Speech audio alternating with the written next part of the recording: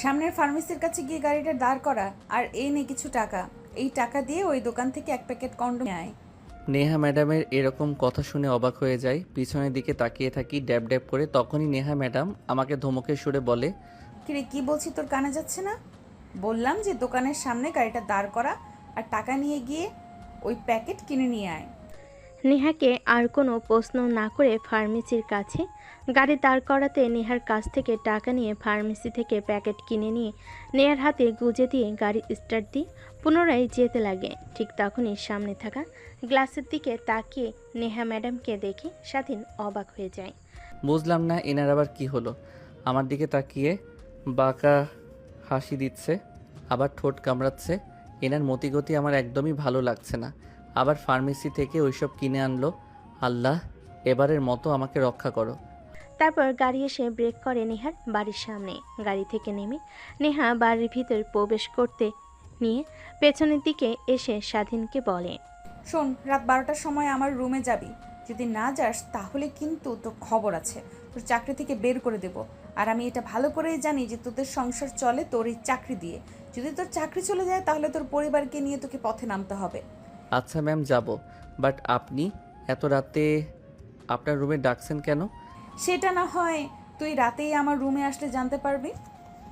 কথাটা বলে নেহা চলে যায় তার রুমে। কেন জানি স্বাধীনের তার বাবা মাকে দেখতে অনেক ইচ্ছে করে, তাই গাড়ি স্টার্ট দিয়ে পুনরায় তার বাসায় চলে যায়।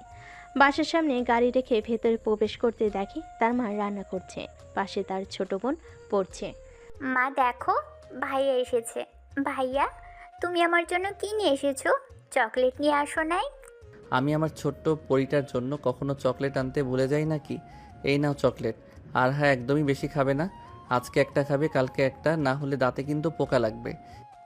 বাবা রে, এই অল্প বয়সে তুই সংসারের হাল ধরেছিস। তোর বাবার অবস্থা দিন দিন অবনতি হচ্ছে। আজকে হসপিটালে নিয়ে গিয়েছিলাম। ওনারা বলেছে যদি 1 মাসের মধ্যে হার্ট অপারেশন না করি তাহলে তোর বাবাকে আর বাঁচানো যাবে না। তোকে কথাটা বলতে চাই না, তারপরও বললাম। তুই যেন কোনো চিন্তা করিস না, আল্লাহ একটা না একটা কিছু করবেই। কি বলছো তুমি? আগে বলবে না? আমাকে অপারেশন করতে কত টাকা লাগবে? আর ডাক্তার তো বলল অনেক টাকা লাগবে, প্রায় 20 লক্ষ টাকার মতো। আমরা কিভাবে এত টাকা জোগাড় করব? এই সামান্য বাড়িটুকু আছে, এটা বিক্রি করে দিলে তাও 10 লক্ষ টাকার মতো হবে। বাকি টাকা কিভাবে জোগাড় করব রে বাবা? মা, আমি যে বাসাতে কাজ করি ওই স্যারটা অনেক ভালো, গরিবদের অনেক সাহায্য করে। ওনারা তো বাসায় নেই, কালকে আসবে। কালকে আসলে বলি আমাকে দেখি টাকা দেয় নাকি। যদি দেয় তাহলে তো অনেক ভালোই হয়, বাবার চিকিৎসাটা অন্তত করতে পারবো। তারপর স্বাধীন তার মায়ের সাথে আরও কিছু কথা বলে রুমের মধ্যে প্রবেশ করে। দেখে তার বাবা শুয়ে আছে।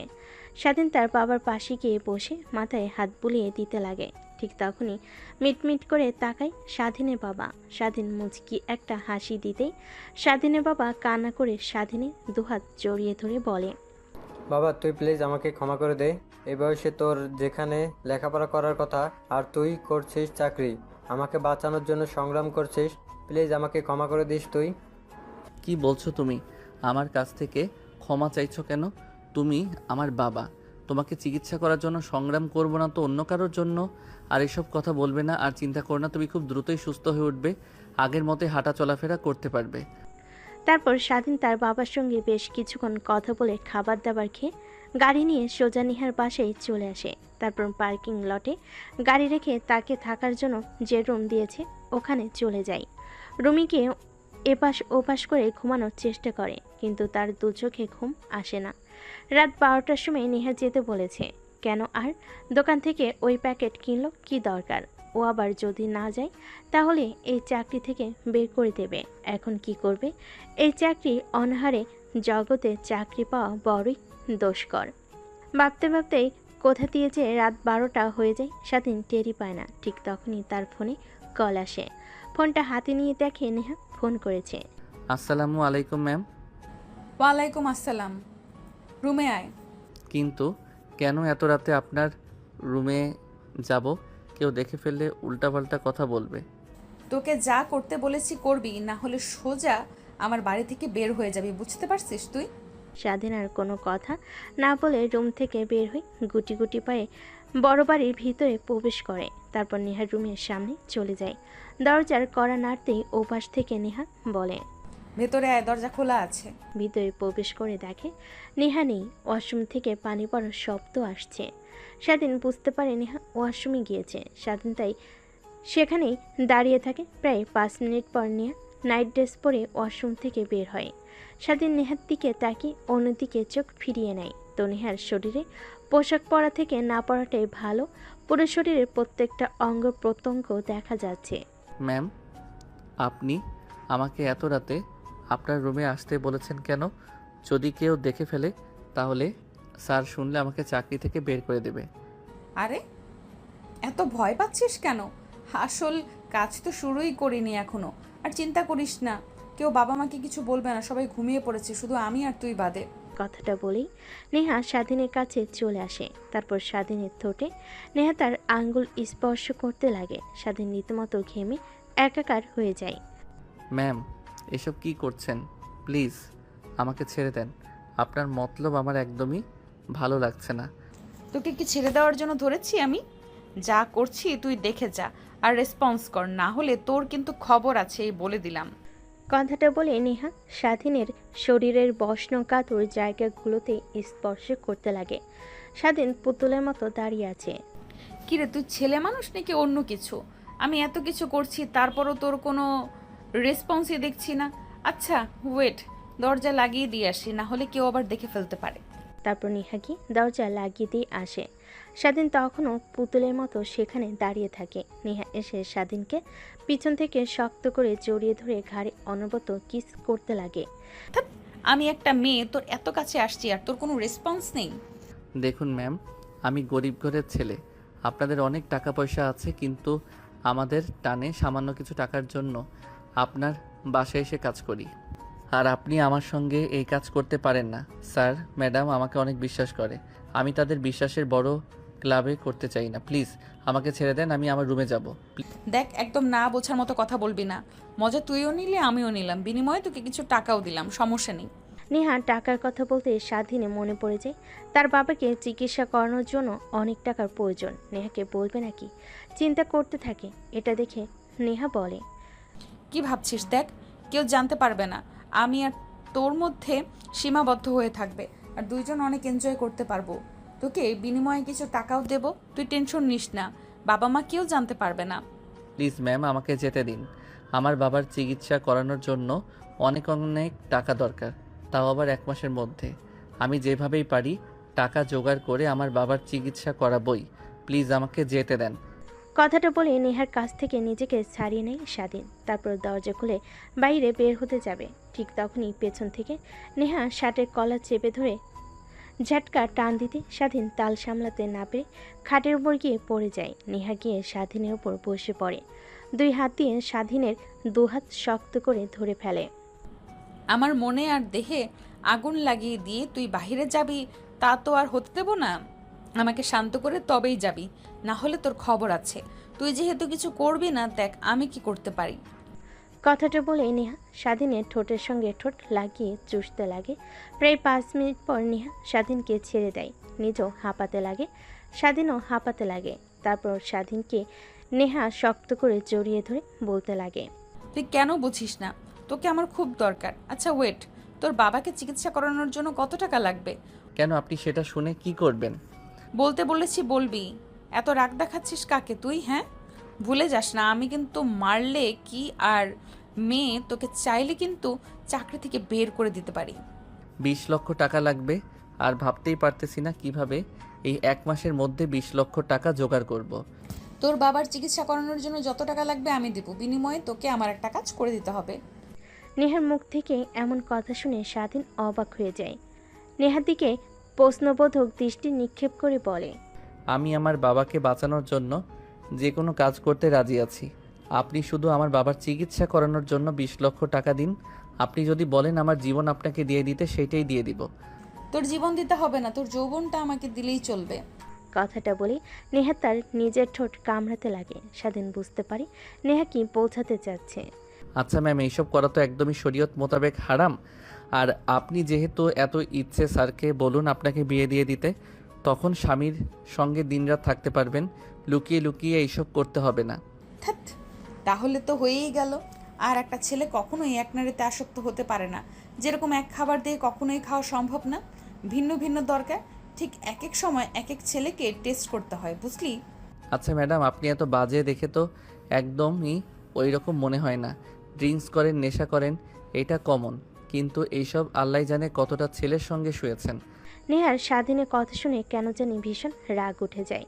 নিজের রাগকে আর কন্ট্রোল করতে না পেরে ঠাস ঠাস করে স্বাধীনের গালে 2টা থাপ্পড় বসিয়ে দেয়। তারপর রাগের দৃষ্টিতে কিছুটা স্বাধীনের দিকে ঝুঁকে বলতে লাগে, দেখ, তোর কাছ থেকে কোনো কথা শুনতে আমি রাজি না।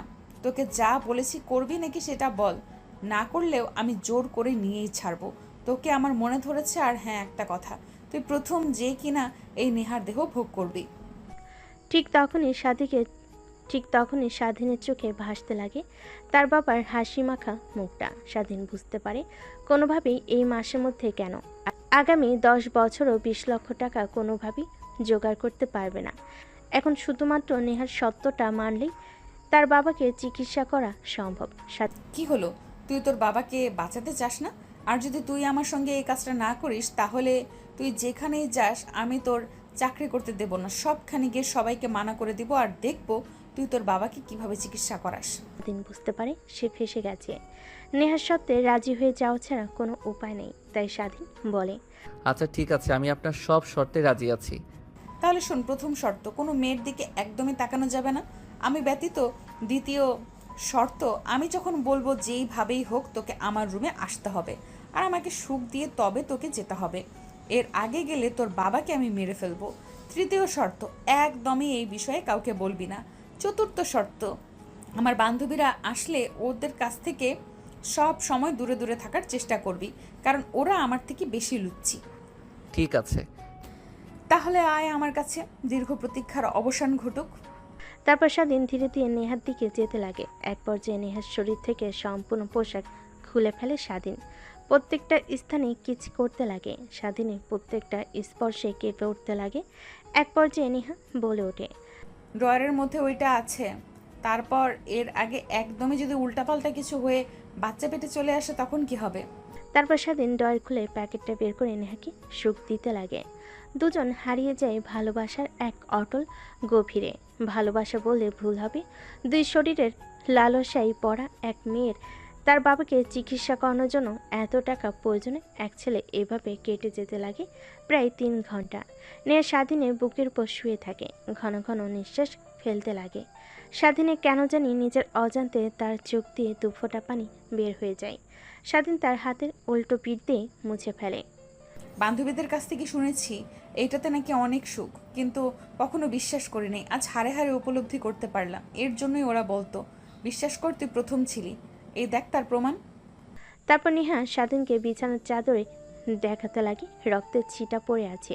স্বাধীন বুঝতে পারে নেহা যতই খারাপ হোক না কেন, কিন্তু এর আগে কখনোই এই কাজ করেনি। এটা তার প্রমাণ। আমি এত সুখ কখনো ভাবতেও পারিনি এইটার মধ্যে। চল বিয়ে করে ফেলি, লুকিয়ে লুকিয়ে এইসব করা থেকে ভালো, তাই না? তোকে আর হারাতে চাই না আমি। কথাটা শুনে স্বাধীন বাঁকে একটা হাসি দেয়। তারপর বুকের উপর থেকে নেহাকে সরিয়ে ফ্লোর থেকে শার্ট প্যান্ট তুলে পরিধান করে নেয়। তারপর নেহার সামনে দাঁড়িয়ে হাসতে হাসতে বলে, ম্যাম, আপনি বড়লোক আবার আদরের দুলালি, আর আমরা অনেক গরিব। আমি হয়তোবা আপনার দেহের লালসা কমাতে পারবো, কিন্তু আপনার চাহিদা না। আপনি প্রত্যেক দিন খরচ করেন 1 লক্ষ টাকার উপরে। আর জানেন, আমার 1 লক্ষ টাকা ইনকাম করতে 6 মাস লেগে যায়। আর হ্যাঁ, আপনার শর্তের কথা যেন মনে থাকে। আমার বাবার চিকিৎসা করাতে চেয়েছেন। মনে আছে কালকে সকালে তুই বলিস তোকে ব্যাংক থেকে টাকা তুলে দেব, আর যাস না? আর একবার চল না। স্বাধীন নেহার আর কোনো কথা না শুনে এক প্রকার দৌড়ে রুম থেকে বের হয়ে যায়।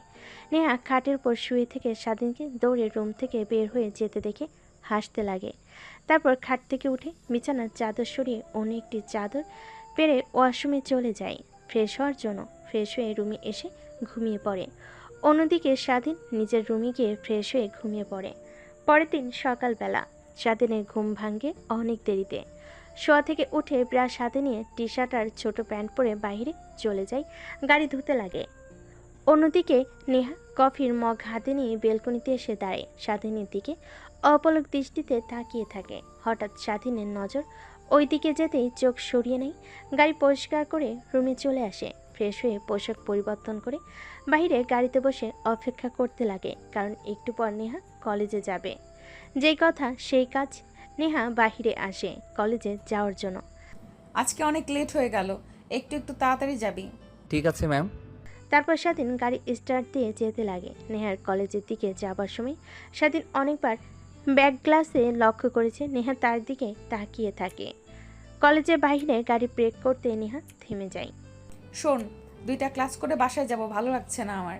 তুই এইখানেই অপেক্ষা করবি, কোথাও যেন না যাস, মনে থাকে যেন। ঠিক আছে ম্যাম। তারপর নেহা কলেজের ভিতর প্রবেশ করে।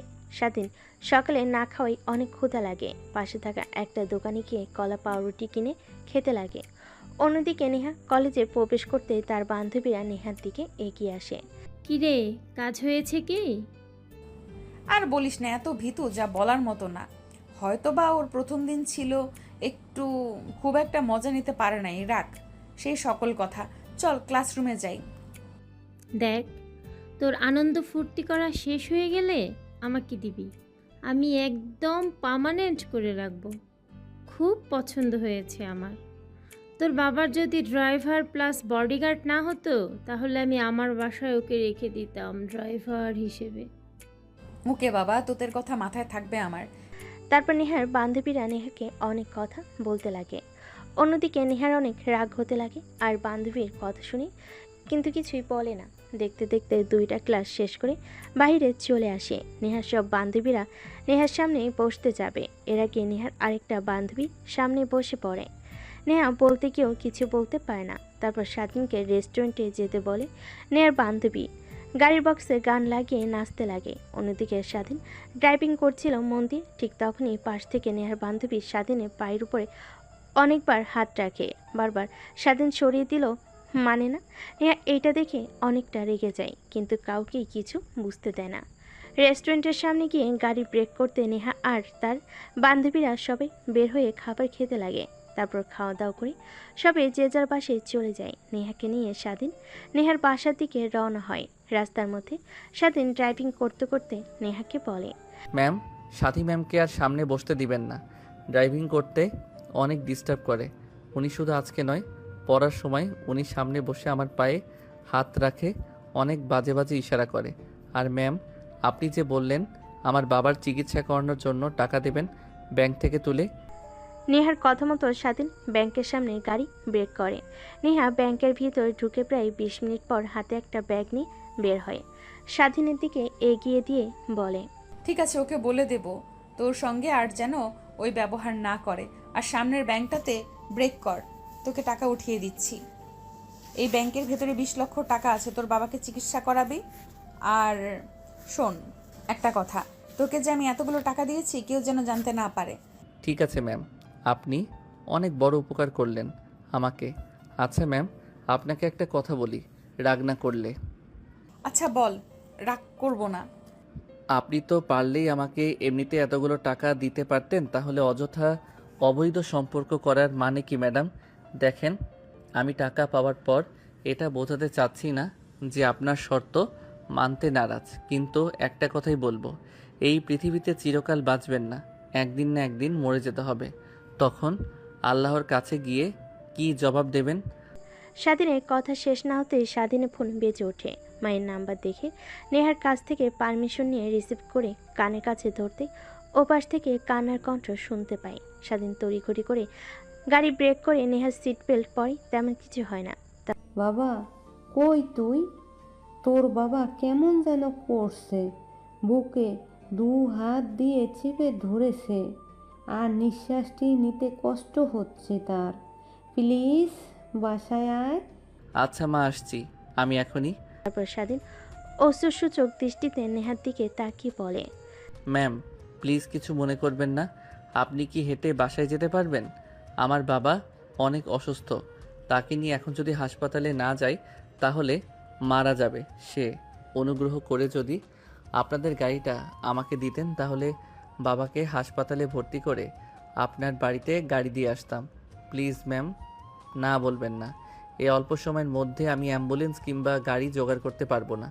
আরে না, সমস্যা নেই, চল আমিও যাব তোর সঙ্গে তোর বাড়িতে। তোর বাবাকে হসপিটালে ভর্তি করে তবে তোর সঙ্গে বাসায় ফিরবো। তারপর স্বাধীন তার চোখের পানি মুছে গাড়ি স্টার্ট দিয়ে চড়ে যেতে লাগে তার বাড়ির দিকে। একটু পর স্বাধীন বাসায় চলে আসে।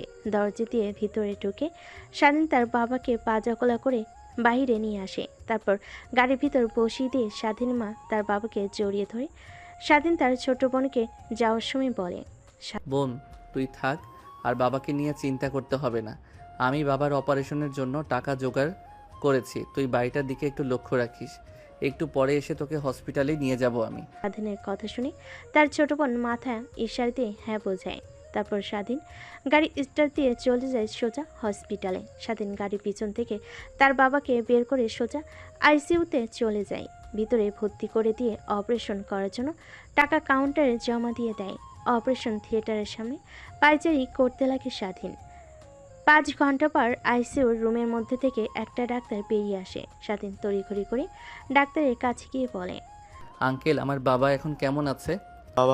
তোমার বাবা একদম বিপদমুক্ত আছে, আর সময় মতো অপারেশন করাইয়ে তোমার বাবার কন্ডিশন একদম আগের মতো হয়ে যাবে।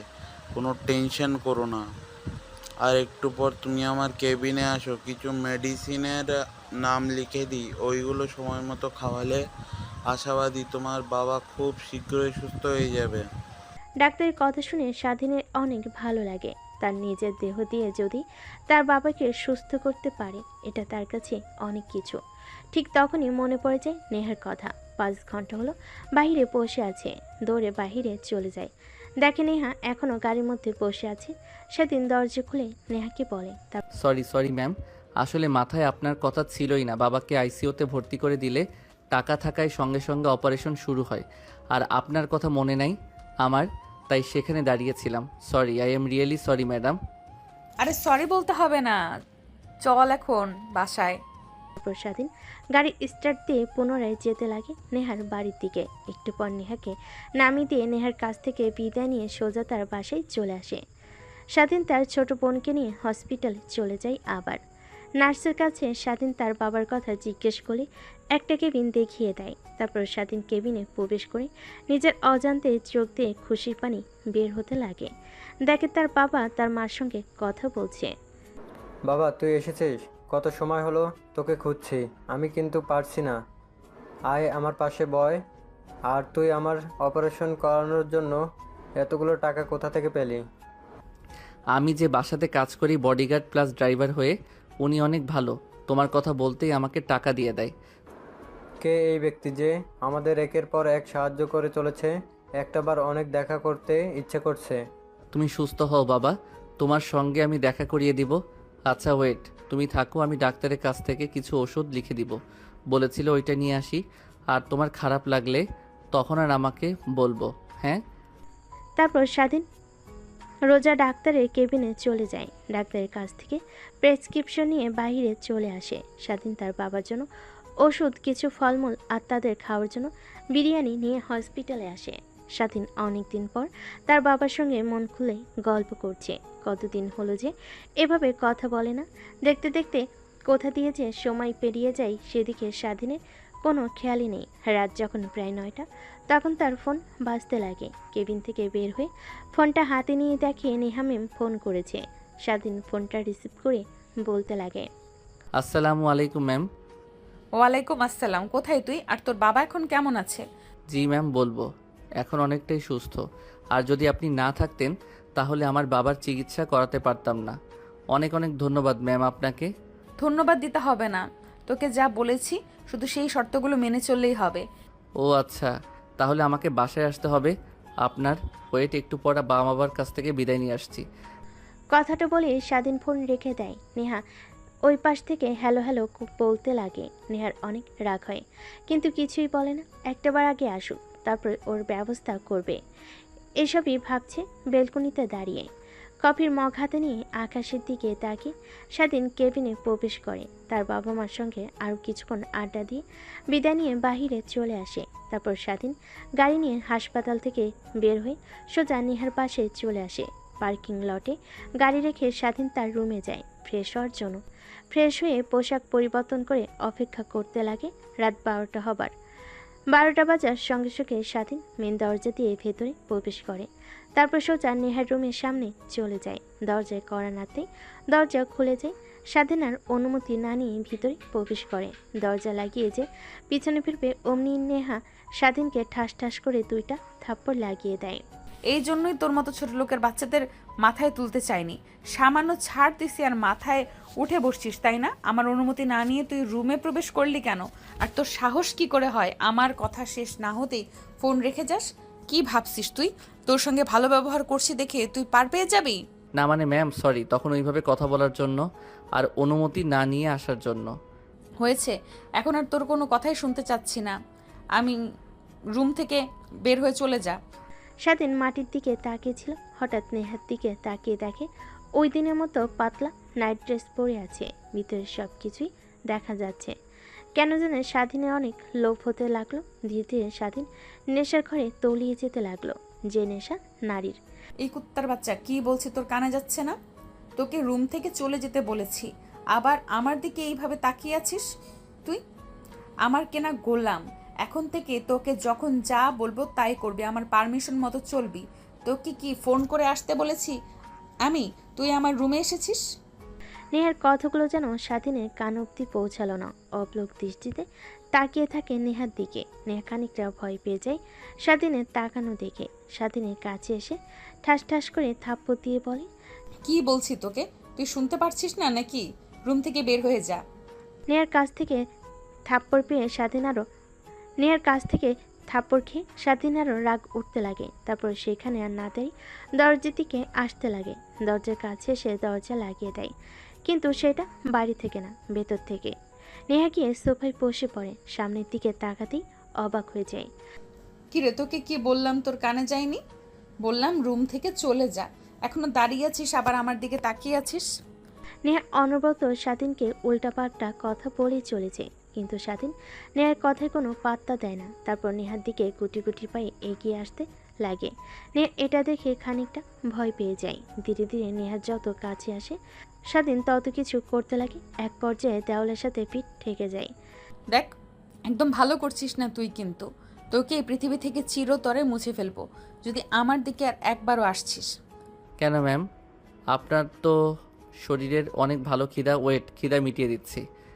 নেহা কোনো কিছু বুঝতে না পেরে পাশে থাকা টি টেবিলের উপরে থাকা ল্যাম্প পোস্টটা স্বাধীনের দিকে ছুঁড়ে মারে। স্বাধীন হাত দিয়ে ধরে ফ্লোরে রেখে দেয়। অনবরত নেহার দিকে এগিয়ে যেতে লাগে। এক পর্যায়ে নেহার কাছে এসে স্বাধীন নেহার দুহাত শক্ত করে মুখ বন্ধ করে নেয়। দেখ, তুই কিন্তু তোর লিমিট ক্রস করছিস, ভালো হবে না কিন্তু, এই বলে দিলাম।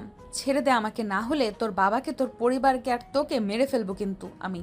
আমার ভালো রূপ দেখেছিস, কিন্তু ভয়ঙ্কর রূপ দেখিসনি।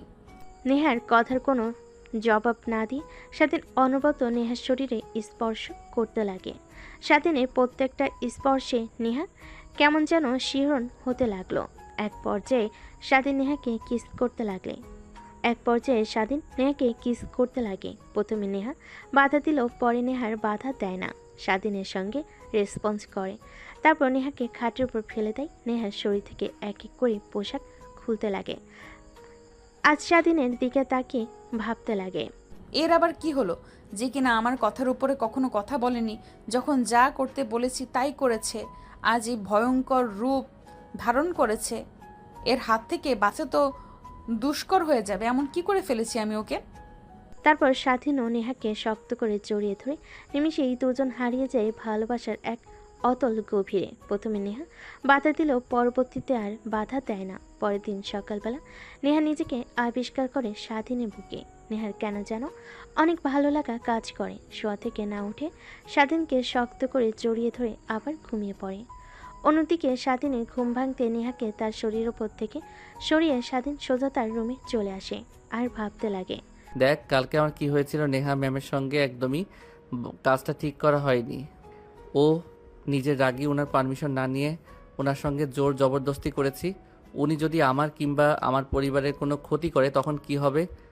না, ম্যামের কাছ থেকে ক্ষমা চাইতে হবে, না হলে উনি আবার যে কোনো সময় রেগে আমার পরিবারের উপর কিংবা আমার উপরে আক্রমণ করতে পারে।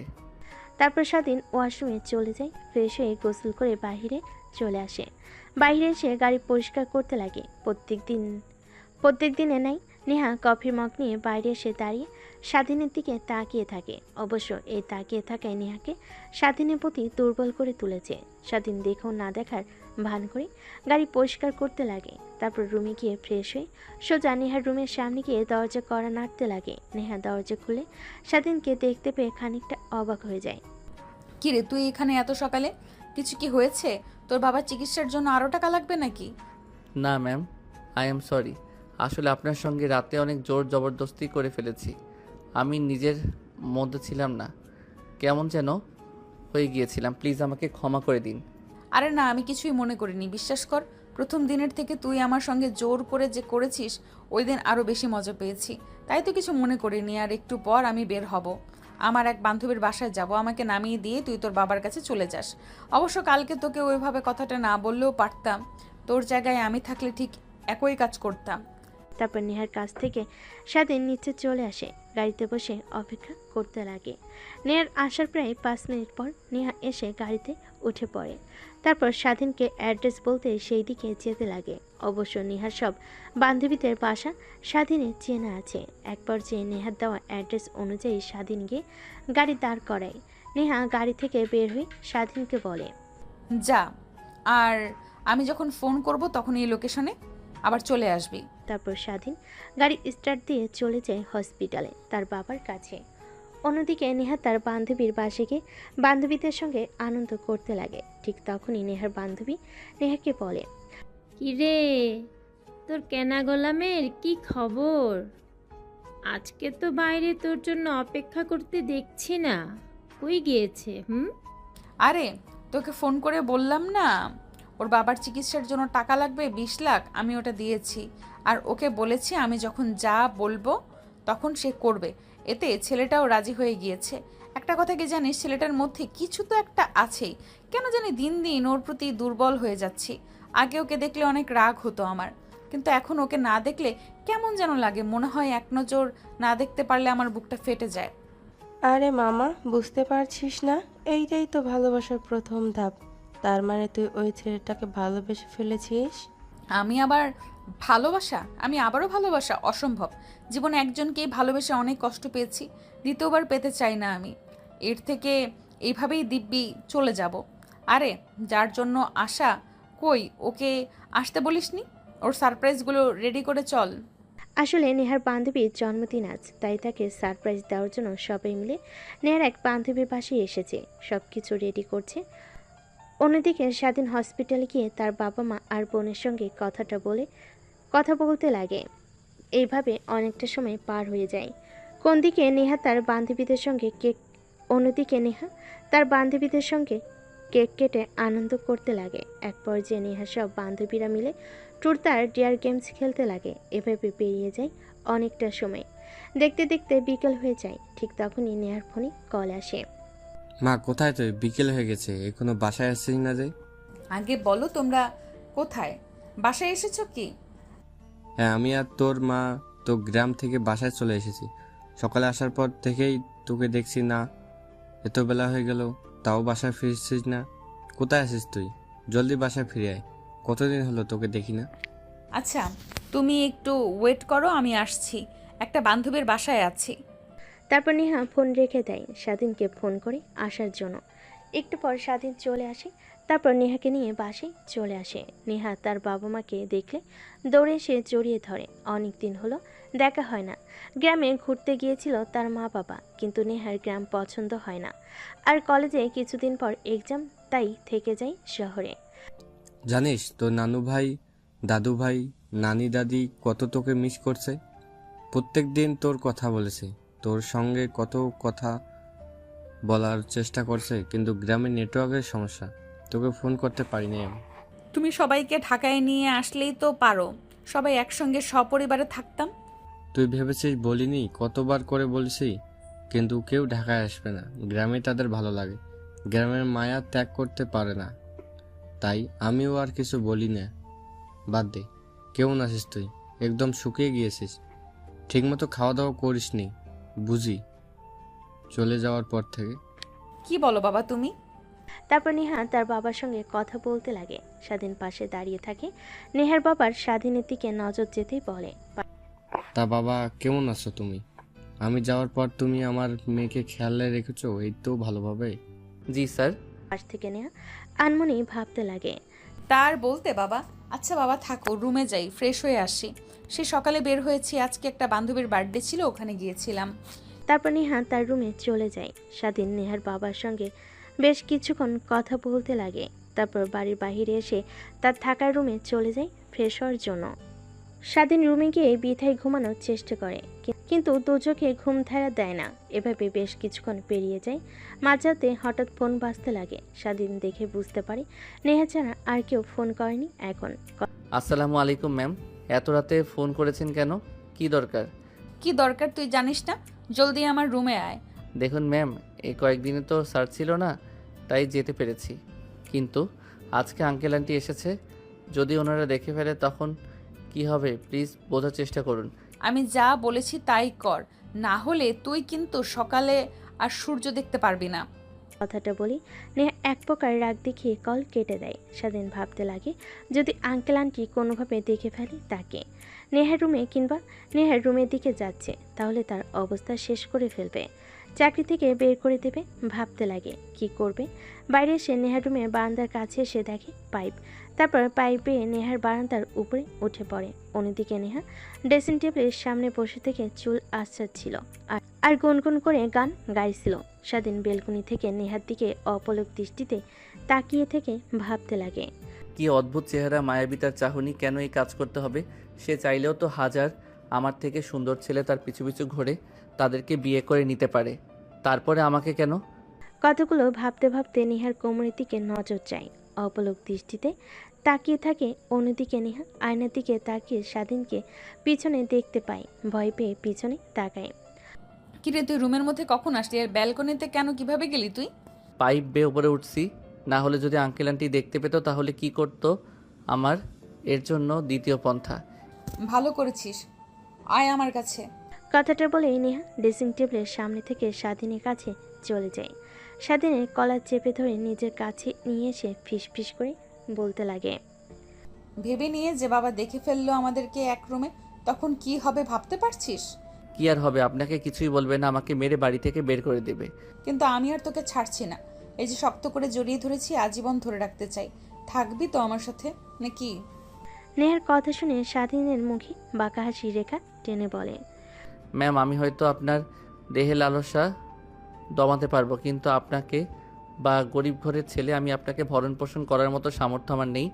আপনি কি ভাবছেন তা বুঝতে পারছি, আমি কিন্তু সেই ভাবনাটা একদম মাথা থেকে ঝেড়ে ফেলেন না, না হলে আপনার এই ক্ষতি হবে। আর আমি তো আপনাকে কথা দিয়েছি যে আপনি যখন যা বলবেন তাই করব। তারপরে মিথ্যা কোনো সম্পর্কে মরে জড়াবেন আপনি। আমার কিছু লাগবে না, তোকে লাগবে। এই অল্প কিছুদিনে বুঝতে পেরেছি, হারে হারে টের পেয়েছি। চল আমরা কালকে বিয়ে করে ফেলি, এইটা আমাদের জন্য ভালো হবে। তখন আর লুকিয়ে লুকিয়ে দেখা করতে হবে না আমাদের। হা বাদ দিন ম্যাম, এখন যার জন্য ডেকেছেন সেইটা করেন। কথাটা বলে স্বাধীন নেহাকে শক্ত করে জড়িয়ে ধরে এক এক করে নেহার শরীর থেকে কাপড় খুলতে লাগে। স্বাধীন কেন জানি স্বাধীনের প্রত্যেকটা স্পর্শে কেঁপে কেঁপে উঠতে লাগে। আজকে তো প্রথম নয়, তারপর কেন এমন লাগছে? তার পরপরই স্বাধীন নেহাকে নিয়ে খাটের উপর পড়ে যায়। নিমিষেই হারিয়ে যায় দুজন ভালোবাসার অতল গভীরে। অন্যদিকে নেহার বাবা রাতের অনেক পানি পিপাসা লাগে। টেবিলের উপরে গ্লাস ফাঁকা দেখে পানি নেওয়ার জন্য নিচে নামতে লাগে। নেহার রুমের কাছে আসতেই গোংরানোর শব্দ শুনতে পায়। নেহার বাবা নেহার রুমে আরেকটু কাছে গিয়ে দরজার সঙ্গে কান লাগিয়ে স্বাধীন আর নেহার ফিসফিসে কথা শুনতে পায়। নিমিষে নেহার বাবা রেগে লাল হয়ে যায়, যেন স্বাধীনকে সে কাছে পেলে কাছে চিবিয়ে খাবে। তারপর নিচে চলে যায় পানি খাওয়ার জন্য। পানি খেয়ে নিচে বসার রুমে বসে অপেক্ষা করতে লাগে স্বাধীনে আসার। অনেকক্ষণ সময় পার হয়ে গেলেও স্বাধীনের নাম গন্ধ নেই। তাই নিচে আর না বসে থেকে নেহার রুমের দিকে অগ্রসর হয়। নেহার রুমে গিয়ে দরজায় কড়া নাড়তে লাগে।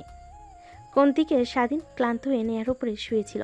ঠিক তখনই দরজার কর্নারে ধ্যান ভেঙে যায় দুজনেই। তারপর তড়িঘড়ি করে নেহার উপর থেকে উঠে পড়ে স্বাধীন। ফ্লোর থেকে প্যান্ট আর শার্ট নিয়ে পরিধান করে নেয়। নেহ তাড়াতাড়ি পোশাক পরে নেয়। দরজার কাছে গিয়ে স্বাধীন বেলকনির পাইপ দিয়ে নেমে যেতে বলে দরজা খুলে দেয়। হাম ফালাতে ফালাতে নেহা তার বাবাকে বলে, কি হয়েছে বাবা? এত রাতে তুমি?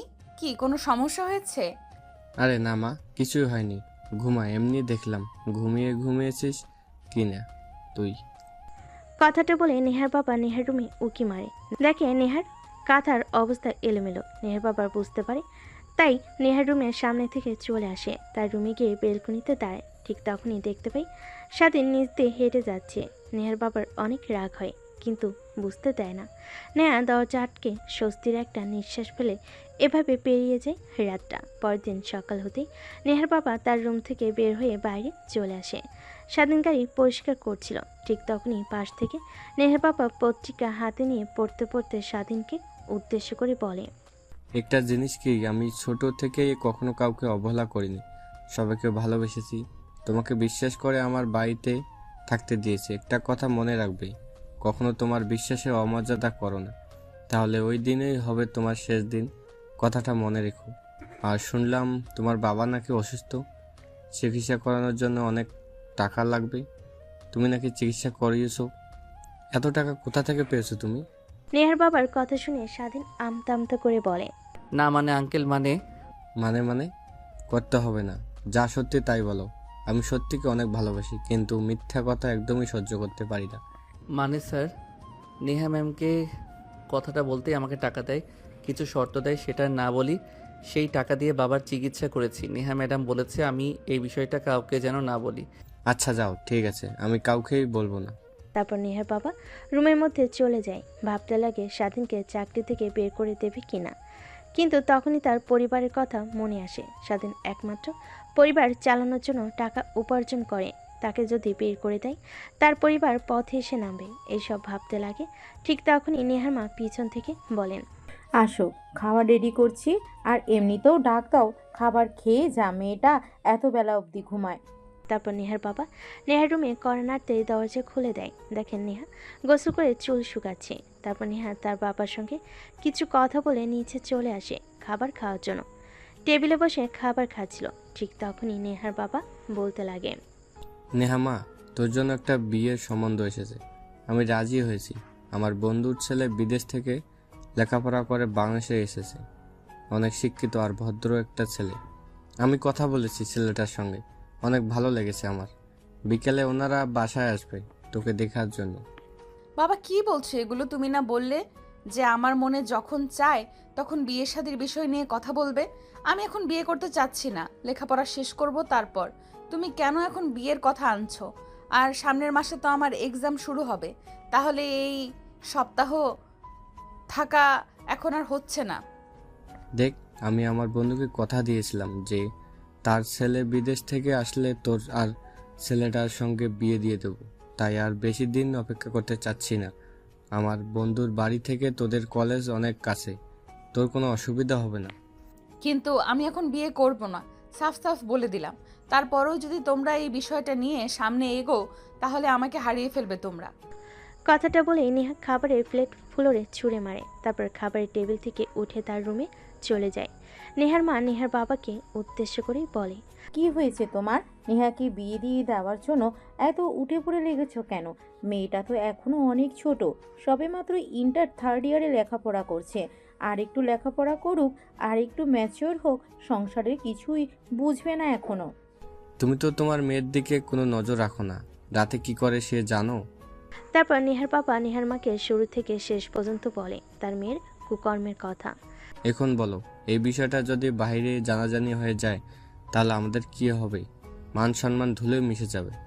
সামান্য একটা বডিগার্ড হয়ে আমার মেয়ে, আমার বলতেও লজ্জা লাগে। স্বাধীনকে তো কখনো এরকম মনে করিনি। অনেক ভালো ছেলে, আমার সামনে আসলে সব সময় মাটির দিকে তাকিয়ে থাকতো। ওর নজরে কখনো আমি কুদৃষ্টি দেখিনি। কিন্তু কেন এমনটা করলো? এর মাঝে তোমার মেয়ের নিশ্চয়ই কোনো ষড়যন্ত্র আছে। না হলে ছেলেটাকে চাকরি থেকে বের করে দেওয়ার ভয় দেখিয়েছে, না হলে অন্য কিছু। স্বাধীনের বাবা অসুস্থ হয়তো বা ওনার চিকিৎসা করানোর জন্য টাকা দিয়ে স্বাধীনকে কিনে নিয়েছে। আমার মনে হয় কি ছেলেটাকে যদি বুঝিয়ে বলি তাহলে নিশ্চয়ই বুঝতে পারবে। রাতে তুমি একটাবার ওকে রুমে আসতে বলো আমাদের, তারপর ওকে বোঝালে ঠিকই বুঝতে পারবে। তাই করতে হবে, তারা ছাড়া দ্বিতীয় কোনো উপায় দেখছি না আমি। তারপর নেহা রেগে রুমে চলে যায়। পোশাক পরিবর্তন করে কাঁধে ব্যাগ নিয়ে কলেজে যাওয়ার জন্য বাইরে চলে আসে। স্বাধীনকে ফোন করতে স্বাধীন খাবার খাওয়া বাদ দিয়ে হাত ধুয়ে চলে আসে গাড়ির কাছে। দরজা খুলে দিতে নেহা ভিতরে প্রবেশ করে। স্বাধীন গাড়ি স্টার্ট দিয়ে কলেজের দিকে যেতে লাগে। কলেজে যাব না, কাজী অফিসের দিকে চল। ঠিক আছে, কিন্তু ম্যাম কাজী অফিসে যাবেন কেন? কারোর কি বিয়ে? হ্যাঁ, বিয়ে আমার আর তোর। হ্যাঁ, ভালো কি? কথাটা বলে স্বাধীন জোরে সোরে গাড়ি ব্যাক করে। নেহা তার হাত দিয়ে কপাল বাঁচিয়ে নেয়। স্বাধীন পিছনের দিকে তাকিয়ে বলে, ম্যাম কি বলছেন এসব? মাথা ঠিক আছে আপনার? আমি সামান্য একটা ছেলে আর আপনি মালিকের মেয়ে। এই সম্পর্কটা কখনো মানার নয়। আর আঙ্কেল আন্টি শুনতে পারলে অনেক কষ্ট পাবে, তারা প্লিজ না। আজ পর্যন্ত আমি যা চেয়েছি তাই পেয়েছি। তুই জানিস আমার বিয়ে ঠিক করেছে বাবা তার বন্ধুর ছেলের সঙ্গে। আমি তোকে ছাড়া অন্য কাউকে বিয়ে করতে পারবো না। তুই আমার প্রথম, তো তুই আমার শেষ। ম্যাম এখন আপনি আবেগের মধ্যে আছেন, যখন আবেগ ফুরিয়ে যাবে তখন আবার ঠিক হয়ে যাবেন। আমি বলি কি, এই বিষয়টা নিয়ে এখন না ভাবাই উচিত। চলেন বাসায় যাই, বাসায় গিয়ে আপনি রেস্ট নেন, তারপর না হয় ভেবে নিয়েন। ভাবা ভাবি শেষ। তোকে যা করতে বলেছি তাই করবি। কাজী অফিসে যাবি, আমাকে বিয়ে করবি। তোর কি মনে নেই আমি যে তোকে শর্ত দিয়েছিলাম আমার কথা তোর মানতে হবে? হালে হলে তোকে যা করতে বলি না কেন। কিন্তু ম্যাম বিয়ের মতো একটা পবিত্র সম্পর্ক নিয়ে এভাবে না খেলা উচিত না। এতে আপনার আর আমার দুজনের ক্ষতি হবে। লোক সমাজে আপনার বাবা মা মুখ দেখাতে পারবে না, আপনিও পারবেন না। আপনার বান্ধবীদের সামনে গিয়ে কি বলবেন আমার স্বামী একটা বডিগার্ড? এইটা নিয়ে তোকে একদমই ভাবতে হবে না। আমি সব বান্ধবীদেরকে ফোন করে কাজী অফিসে আসতে বলেছি, ওরা অপেক্ষা করছে। তাড়াতাড়ি চল।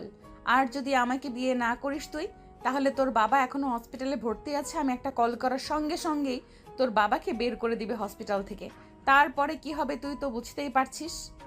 না ম্যাডাম প্লিজ না, আপনি যা করতে বলবেন তাই করব, তাও আমার বাবার কোনো ক্ষতি করবেন না। কিছু করতে হবে না সোনা, এখন শুধু আমার সঙ্গে কাজী অফিসে যাবে আর আমাকে বিয়ে করবে, তাহলেই তোমার চলবে। তারপর নেহার এক প্রকার জোড়াজড়িতে স্বাধীন কাজী অফিসের সামনে চলে যায়। সেখানে আগে থেকে নেহার সব বান্ধবীরা অপেক্ষা করছিল। গাড়ি বের করতে নেহার সব বান্ধবীরা এগিয়ে আসে। কিরে, কি হয়েছে তোর? আচমকা ফোন করলি আর বললি কাজী অফিসে বিয়ে করব। কাকে বিয়ে করবি? কাউকেই তো দেখছি না। কেন?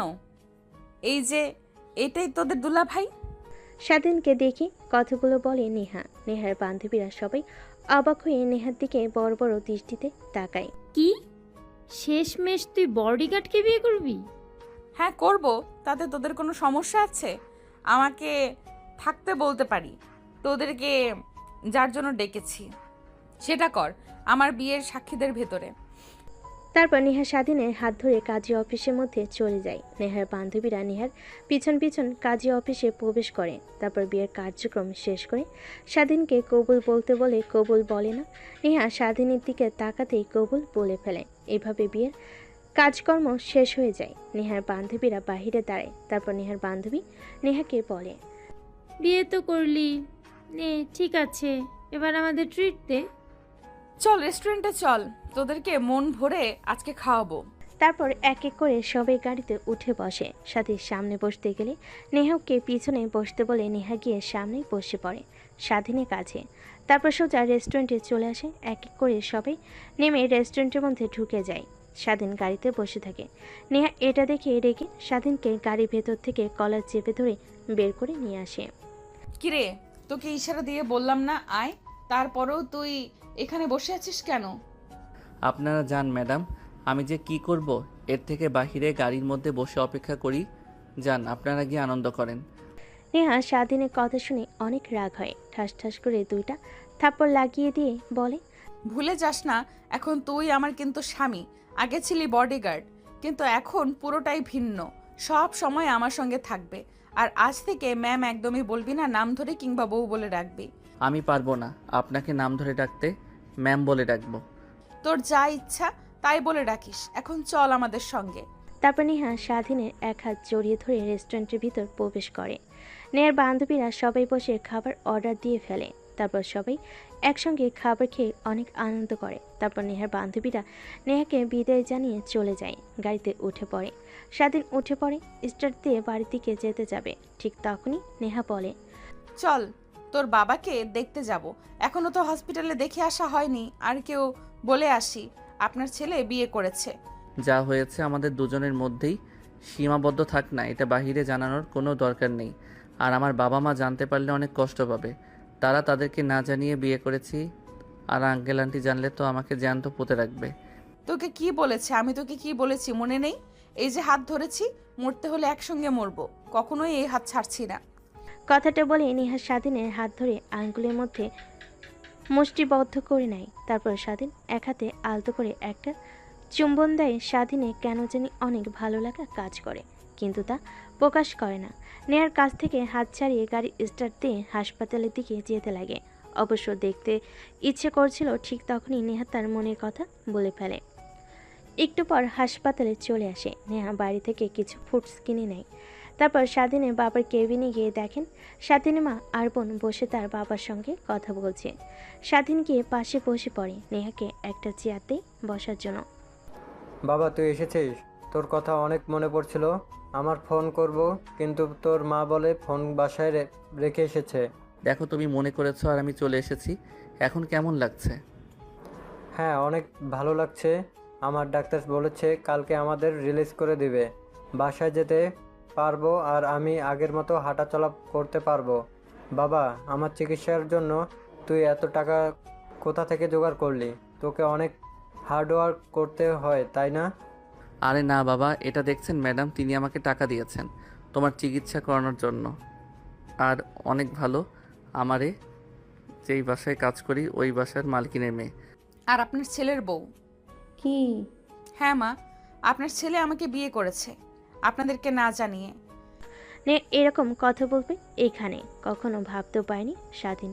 তারপর নেহাকে এক হাত ধরে কেবিনের বাইরে নিয়ে আসে। তারপর উচ্চস্বরে বলতে লাগে, আপনাকে কি বললাম শুনতে পাননি?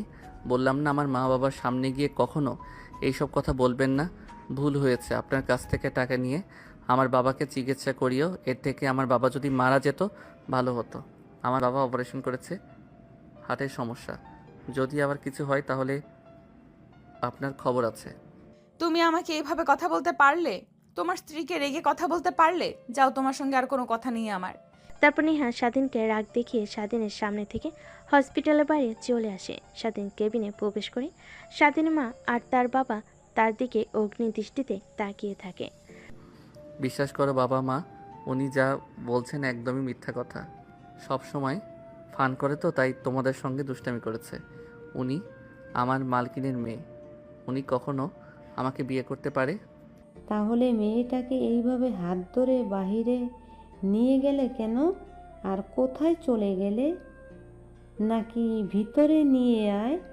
ধন্যবাদ বলতে হবে তো, বাবাকে এতগুলো টাকা চিকিৎসার জন্য দিয়েছে সে। অন্য আরেকদিন বলো, আমি বাসায় নিয়ে গেলে তখন। এখন যেতে হবে, ফোন করেছে আঙ্কেল। আর কালকে আমি এসে তোমাদেরকে নিয়ে বাসায় রেখে আসবো। তারপর স্বাধীন তার মা বাবার কাছ থেকে বিদায় নিয়ে চলে আসে হসপিটালের বাইরে। এসে দেখে নেহা রাগ করে গাড়িতে বসে আছে। স্বাধীন গাড়ি স্টার্ট দিয়ে যেতে লাগে। পিছন থেকে নেহা ভাবতে লাগে, এ কাকে বিয়ে করলাম? স্ত্রী রাগ ভাঙাতে পারে না। তারপর স্বাধীন গাড়ি চালাতে চালাতে বলতে লাগে, জানি না ম্যাম কিসের জন্য আমাকে বিয়ে করেছেন, কিন্তু কখনোই আমার কাছ থেকে স্বামীর অধিকার আশা করবেন না। হ্যাঁ, এটা আশা করতে পারেন আপনার শারীরিক চাহিদা পূরণ করতে পারবো, কিন্তু কখনো স্বামীর যে ভালোবাসা ওইটা কখনো আমার কাছ থেকে পাবেন না আপনি। কেন জানি স্বাধীনের বলা কথাগুলো নেহার বুকে তীরের মতো বেঁধে, কিন্তু স্বাধীনকে কিছু বলতে দেয় না। মন মারা হয়ে যায় স্বাধীনের কথা শুনে। একটু পর গাড়ি এসে ব্রেক করে বাড়ির সামনে। গাড়ি থেকে নেমে সোজা রুমে চলে যায়। দরজা লাগিয়ে দিয়ে কান্না করতে লাগে। জীবনে কখনো কাউকে ভালোবাসলাম না, এত ছেলে আমার পেছনে ঘুরলো, কখনো কাউকে পাত্তাও দিলাম না, শেষমেশ এমন একজনকে ভালোবাসলাম যে কিনা কখনো আমাকে মেনে নিতে পারবে না। মানবে কি করে? আমি তো তাকে সামান্য টাকা দিয়ে দেহের লালসা মিটিয়েছি। অনেক বাজে মেয়ে, আমাকে হিসেবে সে চেনে, কখনো স্ত্রী হিসেবে মানতে পারবে না। এইটা তো যে কোনো ছেলেই। কথাটা ভেবে নেহা কান্না করতে লাগে। অন্যদিকে নেহার মা মেয়েকে রেখে রুমে গিয়ে দরজা আটকে দিতে দেখে নেহার মা রুমের সামনে এসে দরজায় কড়া নাড়তে লাগে, কিন্তু নেহা দরজা খোলে না। এক পর্যায়ে নেহার মা অনেক ভয় পেয়ে যায়। তারপর নেহার বাবার কাছে গিয়ে বলে, নেহা এই যে শুনছো, নেহা রুমে এসে দরজা লাগিয়ে দিয়েছে। এত টাকাটাকি করছি কিন্তু দরজা খুলছে না। কি হয়েছে তুমি একটু আবার দেখো তো। বাবা কথাটা শুনে অনেক ভয় পেয়ে যায়। দৌড়ে নেহার রুমের সামনে চলে যায়, দরজায় কড়া নাড়তে লাগে। ওই পাশ থেকে নেহা নিজেকে সামলে নিয়ে বলে, আমি একদম ঠিক আছি, তোমরা যাও, আমাকে একটু একা থাকতে দাও। তুমি একটা কাজ করো, স্বাধীনকে ফোন করে আসতে বলো। ও তো নেহার সঙ্গে সারাক্ষণ থাকে, কি হয়েছে ওর কাছ থেকে জানতে পারবে। স্বাধীন বাধ্য ছেলের মতো নেহার বাবার রুমে আসে। নেহার বাবা ও স্বাধীনের কাছে এসে বলে, দেখো বাবা, তোমাকে আমার ছেলের মতো মানে, তোমাকে চাকরি দিয়েছে। তোমার দুর্দশা দেখে আমার, তোমার কথা শুনে এবং তোমাকে দেখে এখনো আমার অনেক ভালো লাগে। তুমি মনোযোগ দিয়ে কাজ করো। কি করি বলো? নেহার কি হয়েছে? রুমে এসে কান্না করছে কেন? স্যার, আপনাদেরকে সব কথা বলবো। প্লিজ আমাকে চাকরি থেকে বের করে দিবেন না, তাহলে আমার পরিবারের না খেতে পেয়ে মারা যাবে। আর আমি নেহা ম্যামের কাছ থেকে দূরে দূরে থাকবো, উনাকে ডিভোর্স দিয়ে দিব। স্বাধীনের কাছ থেকে এরকম কথা শুনে নেহার বাবা মা অবাক হয়ে যায়। তারপর স্বাধীন নেহার বাবা মাকে শুরু থেকে শেষ পর্যন্ত বলে তাদের বিয়ের বিষয়। নেহার বাবা মা দুজনে অবাক হয়ে যায়। তারপর স্বাধীন রুম থেকে চলে যায়। তারপর নেহার বাবা মা আর দুজনে দুজনের মধ্যে কথা বলতে লাগে। তোমাকে বলেছিলাম না, তোমার মেয়ে নিশ্চয়ই স্বাধীনকে কোনো না কোনো চক করে ফেলেছে, না হলে ছেলেটা কখনোই এই কাজ করতো না। দেখেছো, আমার কথা সত্যি হলো। আর আমি বলি কি, তুমি ওদের সম্পর্কটা মেনে নাও, না হলে অনেক ভালো। আর আমাদের তো টাকা পয়সার কোনো অভাব নেই, একমাত্র মেয়ের সুখ মানে আমাদেরও সুখ, কি বলো? তারপর নেহার বাবা ভাবতে লাগে, নেহার মায়ের বলা কথাগুলো ঠিকই তো বলেছে, ছেলেটা অনেক ভালো, যতটুকু সে চেনে। তারপর সে রাজি হয়ে যায় স্বাধীনকে ডেকে নিয়ে এসে। দেখো বাবা, তোমরা যা করছো একদম ঠিক করো নাই। তারপরেও আমি আর তোমার আন্টি তোমাদের সম্পর্কটা মেনে নিয়েছি। এখন তুমি আমার মেয়েকে কীভাবে রাগ ভাঙাবে আর আমার মেয়েকে নিয়ে সুখে থাকবে তুমি জানো না। তুমি জানো, হ্যাঁ, আরেকটি কথা, আমার মেয়েকে কখনো যেন দুধ খেয়ে থাকতে না দেখে, তাহলে তোমার কিন্তু খবর আছে। স্বাধীন কথাটা শুনে অবাক হয়ে যায়। নেহার মা বাবাকে সালাম করে। তারপর নেহার মা আর বাবার সঙ্গে কিছু কথা বলে নেহার রুমের সামনে চলে আসে। দরজায় কড়া নাড়তে লাগে, কিন্তু নেহা দরজা খোলে না। স্বাধীন নেহাকে ডাকতে লাগে, দরজা খুলে দিতে বলে। তুই এসেছিস কেন? আমি তো বাজে মেয়ে, আমি তো স্ত্রী হওয়ার যোগ্য না, অনেক খারাপ মেয়ে, তারপরও আবার আমাকে ডাকতে এসেছিস? যা এখান থেকে। নেহা আর কোনো কথা বলতে না দিয়ে নেহাকে সরিয়ে রুমের মধ্যে প্রবেশ করে। সেদিন দরজা আটকে দিয়ে নেহার দিকে বাঁকা দৃষ্টিতে তাকায়। এটা দেখে নেহা অবাক হয়ে যায়। স্বাধীনকে দেখে রেগে বলতে লাগে, দেখ, আমি কিন্তু চিৎকার দেব, বাবা মা কিন্তু নিচে বসে আছে, ওনারা যদি শুনতে পায় আর তোকে যদি দেখে আমার রুমে, তাহলে তোকে মেরে ফেলবে। তুই যা, রুম থেকে বের হ। ওনারাই তোমার কাছে পাঠিয়েছে আমাকে। মানে? নেহাকে আর কোনো কথা বলতে না দিয়ে স্বাধীন নেহাকে শক্ত করে জড়িয়ে ধরে তারপর ঠোঁটের সঙ্গে ঠোঁট লাগিয়ে চুষতে লাগে। প্রায় 5 মিনিট পর নেহাকে নিয়ে খাটের উপর পড়ে যায়। নেহা স্বাধীনের বুকের উপর থেকে মাথা তুলে বলে, ড্যাব ড্যাব করে তাকিয়ে থাকে। এটা দেখে স্বাধীন বলতে লাগে, আঙ্কেল আন্টিকে সব কথা বলে দিয়েছি। তারা প্রথমে অনেক রাগ হয়, হয়তোবা পরবর্তীতে তারা আমাদের সম্পর্কটা মেনে নেয়। আর আরেকটি কথা, তোমাকে অনেক অনেক ভালোবাসি সেই প্রথম থেকেই, কিন্তু কখনো বলতে পারিনি। আমার আর তোমার সম্পর্কের মধ্যে অনেকটা তফাৎ ছিল, কিন্তু এখন বলতে আর কোনো তফাৎ নেই। তার মানে তুমি আমাকে ভালোবাসতে, তাহলে প্রকাশ করনি কেন? ওই যে দুইজনের মধ্যে শক্ত একটা প্রাচীর ছিল, তাই কিছু বলতে পারিনি। তা এখন আমার বাবুর মায়ের কি রাগ ভাঙছে? না, ভাঙেনি। বাবুর মায়ের বাবু লাগবে, যত দ্রুত পারো বাবুর মাকে বাবু এনে দাও। কথাটা বলে স্বাধীনের বুকের মাঝে আর নেহা মুখ লুকায়। উপর থেকে জড়িয়ে ধরে হারিয়ে যায় ভালোবাসার এক অতল গভীরে, যেখানে তারা বাবু প্রস্তুত করছে। আর জানতে হবে না আপনাদের, বিয়ে করেন তারপর জানতে পারবেন।